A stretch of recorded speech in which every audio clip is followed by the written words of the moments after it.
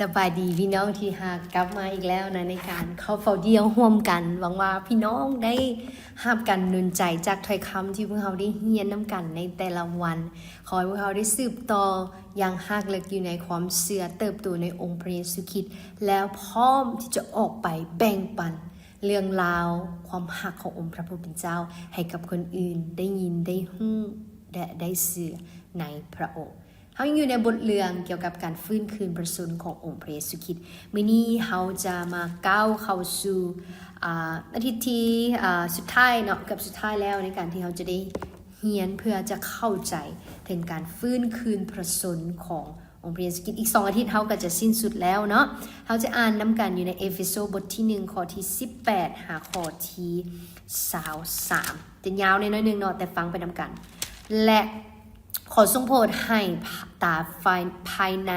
ของเจ้าทั้งหลายสว่างขึ้นเพื่อพวกเจ้าจะได้ฮู้ว่าในการที่พระองค์ทรงเอิ้นเอาพวกเจ้านั้นพระองค์ได้ทรงประทานความหวังอันใดแก่พวกเจ้าและฮู้ว่ามรดกของพระองค์สำหรับพวกภัยพ้นของพระองค์นั้นมีสง่าราศีอันอุดมสมบูรณ์เพียงใดและฮู้ว่าฤทธิ์อำนาจอันใหญ่เหลือประมาณของพระองค์มีหลายเพียงใดสำหรับพวกเฮาผู้ที่เชื่อตามอำนาจพระกำลังและฤทธานุภาพอันใหญ่หลวงของพระองค์ซึ่งพระองค์ได้ทรงกระทำในพระคริสต์เมื่อทรงบันดาลให้พระองค์เป็นคืนพระชนและทรงให้ประทับเบื้องขวาพระหัตถ์ของพระเจ้าในสถานสวรรค์สูงกว่าบรรดาวิญญาณที่ครอบครองผู้มีอำนาจผู้มีฤทธิ์เดชผู้มีฤทธานุภาพ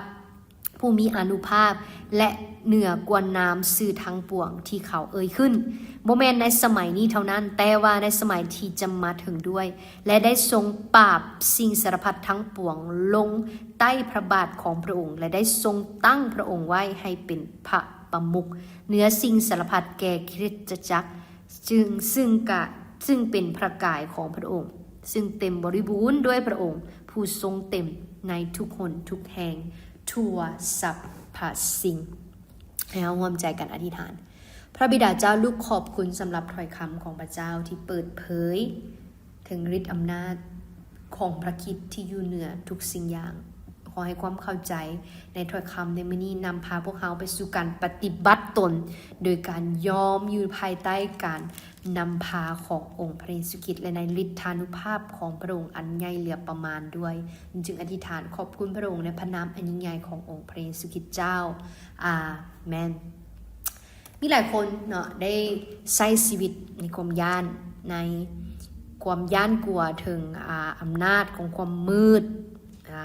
ว่าจะเป็นสิ่งบรรดาวิญญาณที่ครอบครองผู้มีอำนาจหรือผู้มีฤทธิ์เดชหรือผู้มีอานุภาพพอเฮาบ่ฮู้ว่าเฮามีความแน่นอนใจในสิ่งใดแต่เมื่อเฮาได้ฮู้จักองค์พระเยซูคริสต์แล้วเฮาฮู้ด้วยความแน่นอนใจเลยว่าพระคริสต์คือผู้ที่มีฤทธิ์อำนาจเหนือสิ่งทั้งปวงเหล่านั้นพระองค์มีฤทธานุภาพอันใหญ่หลวงที่ได้เฮ็ดให้เฮาเห็นว่าพระองค์สูงกว่าบรรดาวิญญาณทั้งหมดแล้วเปโลก็ได้เขียนถ้อยคำนี้ไปเพื่ออธิษฐานหนุนใจผู้เชื่อให้พวกเขาได้มีความเข้าใจถึงความฤทธิ์อำนาจอันใหญ่เหลือประมาณของพระคริสต์เพื่อให้เฮาได้ใช้ชีวิตโดยการนมัสการสรรเสริญพระองค์และเมื่อเฮาเข้าใจในความจริงนี้มันควรนำพาเฮา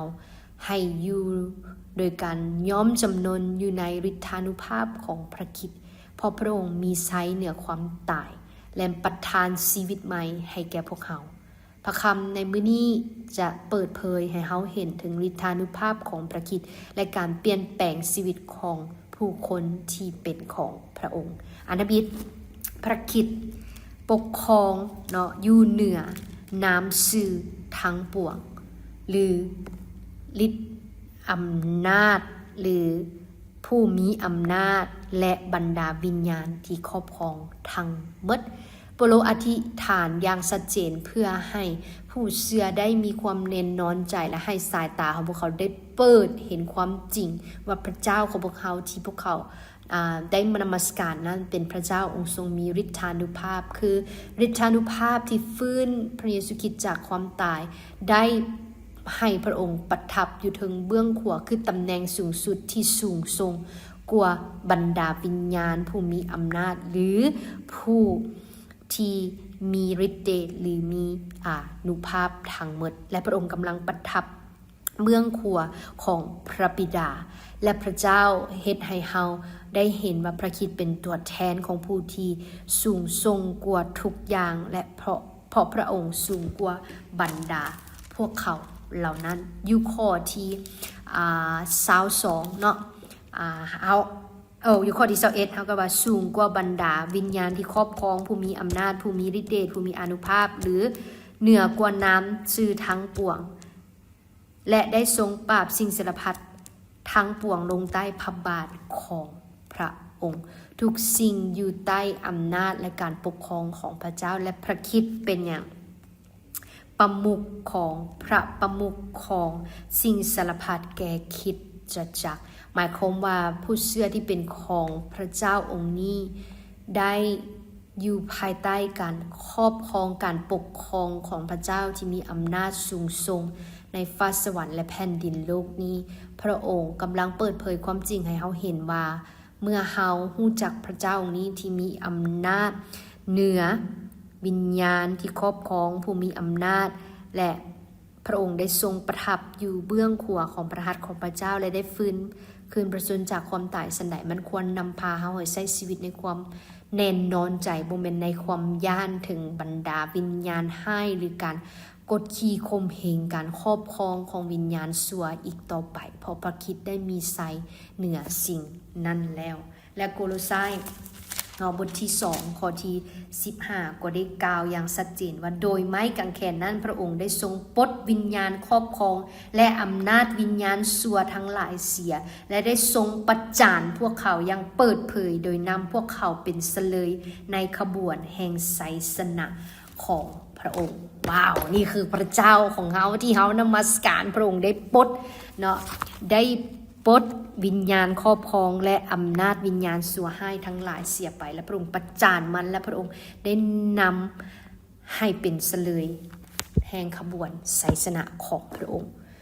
ในตอนนี้ถ้าผู้ใดกำลังตกอยู่ในความย่านในความบ่แน่นอนใจในการต่อสู้กับจิตวิญญาณให้เฮาจดจำไว้เสมอว่าพระคริสต์ได้ฟื้นคืนพระชนและพระองค์กำลังปกครองและประทับที่บัลลังก์เบื้องขวาของพระเจ้าและมีไสสนะเหนืออำนาจบรรดาอำนาจบรรดาจิตวิญญาณให้ต่างๆหมดแล้วสุดท้ายฤทธิ์อำนาจของพระเจ้าประทานชีวิตใหม่ให้แก่เฮาอยู่บทที่2เนาะเฮาเห็นได้เลยว่าในอดีตผ่านมาพวกเจ้าได้ตายแล้วฝ่ายจิตวิญญาณย้อนพวกเจ้าบ่เชื่อฟังและเฮ็ดบาปนานาประการในเวลานั้นพวกเจ้าได้ปฏิบัติตามทางอันชั่วช้าแห่งโลกนี้คือพวกเจ้าเชื่อฟังตามผู้ที่มีฤทธิ์อำนาจปกครองอยู่ในยานอากาศคือวิญญาณซึ่งครอบงำอยู่ในท่ามกลางผู้บ่เชื่อฟังพระเจ้าก่อนที่เฮาจะรู้จักพระคริสต์เฮาตกอยู่ในการบาปนำไปถึงความตายและความตายนั้นเป็นการตายที่เราแยกออกจากพระเจ้านี่คือรูปแบบที่มันเฮ็ดให้กับพวกเราแต่เมื่อใดที่เราได้รู้จักองค์พระผู้เป็นเจ้าแล้วมันบ่มีส่วนที่จะปกครองชีวิตของพวกเราต่อไปเพราะเราอยู่ภายใต้อำนาจของพระเจ้าผู้นี้ถึงว่าเราจะพยายามหลายสิ่งใดที่จะสามารถเอาตนเองออกจากอำนาจการปกครองของมารชั่วให้เราบ่มีสิทธิ์เฮ็ดได้นอกจากที่เฮายอมจำนนอยู่ในการปกครองของพระเจ้าและเฮาจะได้รับเสรีภาพอย่างแท้จริงอยู่ในข้อที่4พระเจ้าได้กล่าวแต่ด้วยพระกรุณาปราณีของพระเจ้าผู้ที่อุดมสมบูรณ์หลายและด้วยความรักของพระองค์ที่มีต่อพวกเฮาก็ใหญ่หลวงถึงแม้นว่าเมื่อพวกเฮาได้ตายแล้วฝ่ายจิตวิญญาณย้อนพวกเฮาบ่เชื่อฟังพระองค์ก็ยังได้บันดาลให้พวกเฮาเป็นคืนมาสู่ชีวิตกับพระคริสต์การที่พวกเราได้รับความรอดพ้นนั้นแม้นโดยพระคุณของพระเจ้าเอเมนพระคุณของพระผู้เป็นเจ้าและความรักของพระผู้เป็นเจ้าเฮ็ดให้พวกเราได้ฟื้นคืนประชนและมีชีวิตนิรันดรพระคริสต์ถึกฟื้นประชนจากความตายสันใดพระองค์ก็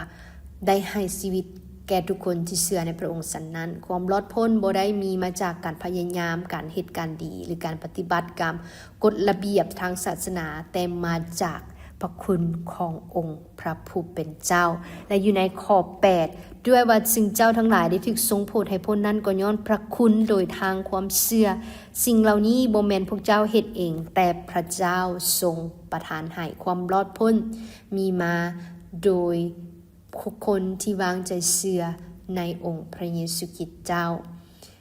และบ่เป็นเพียงแต่พระเจ้าได้ประทานชีวิตใหม่ให้กับเฮาได้รับความรอดพ้นนี้และมีชีวิตใหม่เพื่อให้เฮาดำรงชีวิตตามพระประสงค์ของพระเจ้าอยู่ในข้อ10เพราะว่าเฮาทั้งหลายเป็นสีพระหัตถ์ของพระองค์ที่ทรงสร้างขึ้นในพระคริสต์เจ้าเยซูเพื่อให้ประกอบการดีซึ่งพระเจ้าได้ทรงจัดเตรียมล่วงหน้าไว้ก่อนแล้วเพื่อให้เจ้าทั้งหลายได้ปฏิบัติตามฉะนั้นการเหตุการณ์ดีที่พระเจ้าได้มีให้กับผู้เชื่อทั้งหลายเพื่อให้เฮาได้รู้ว่าเฮาเป็นสีพระหัตถ์ของพระองค์ที่ทรงสร้างขึ้นมาในพระเยซูคริสต์เจ้าฉะนั้นทุกอย่างที่เฮาจะได้เฮ็ดเอาออกไปต่อคนอื่นแม้นเกิดจากความรอดพ้นที่เฮาได้รับจากองค์พระผู้เป็นเจ้าและพระเจ้าได้เอิ้นให้เฮาให้ดำรงชีวิตเพื่อสะท้อนความดีของพระองค์และอยู่ในพระประสงค์ของพระเจ้าเพื่อเฮ็ดให้คนอื่นได้พบกับพระเจ้าองค์ทรงมีฤทธิ์อำนาจที่ฟื้นคืนจากความตายและประทับบัลลังก์เบื้องขวาขององค์พระผู้เป็นเจ้าและมีไซเหนือการบาปการตายฤทธิ์อำนาจของวิญญาณให้ผู้มีอำนาจและอานุภาพต่างๆพระองค์มีไซเหนือทุกอย่างแล้วจดจำไว้ว่าชีวิตใหม่ที่เราได้รับจากพระคริสต์นี้แม่นมาจากพระคุณของพระองค์และฤทธิ์อำนาจของพระเจ้าบ่แม่นย้อนให้เราได้ใช้บ่แม่นย้อนเฮาพยายามที่จะเฮ็ดดีเมื่อเฮาฮู้ว่าพระเจ้าประทานชีวิตใหม่กับเฮาก็จะบ่ควรใช้ชีวิตในความรู้สึกผิดอีกต่อไปหรือในการใช้ชีวิตที่ตายฝ่ายจิตวิญญาณให้เฮาย่างด้วยความแน่นอนใจในพระเจ้าผู้ทรงประทานชีวิตใหม่ให้กับพวกเฮาให้เฮาร่วมใจกันอธิษฐานพระบิดาเจ้าลูกขอบคุณสำหรับถ้อยคำขององค์พระผู้เป็นเจ้าที่ได้เฮ็ดให้เฮาเห็นฤทธานุภาพที่ได้ฟื้นคืนพระคริสต์คืนจากความตายและปกครองเหนือบรรดาจิตวิญญาณเหนือฤทธิ์อำนาจเหนือผู้มีอำนาจเหนืออานุภาพต่างๆขอบคุณที่พระผู้เป็นเจ้าสอนให้เฮาที่ได้เชื่อไว้วางใจในฤทธานุภาพของพระองค์เมื่อเฮาพบความย้านหรือการต่อสู้ฝ่ายจิตวิญญาณให้เฮาฮู้ว่าพระคริสต์ทรงมีไซแล้วเฮาได้มีไซเหนือการบาปเหนือความย้านเหนือการครอบครองของผีมารร้ายแล้วขอพระเจ้าใช้พวกเฮาขอพระเจ้าช่วยพวกเฮาด้วยที่จะใช้ชีวิตในความแน่นอนใจในเสรีภาพในพระประสงค์ที่พระเจ้าได้สร้างเฮามาเพื่อให้เป็นสีพระหัตถ์ของพระองค์และนำพาพวกเฮาด้วยที่จะเฮ็ดให้สง่าราศีของพระเจ้าถูกประกาศออกไปในแต่ละวันที่พวกเฮาดำรงอยู่ด้วยรู้จึงอธิษฐานขอบคุณพระองค์ในพระนามอันยิ่งใหญ่ขององค์พระเยซูคริสต์เจ้าอาเมนขอพระเจ้าอวยพรแล้วพบกันใหม่อาทิตย์หน้า